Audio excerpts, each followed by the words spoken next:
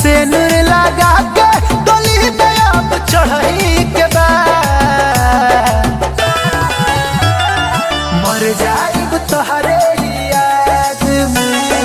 एक दिन तो मरही के बाद मर जाइब तोहरे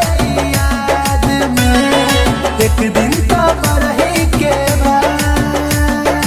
एक दिन तो मरही के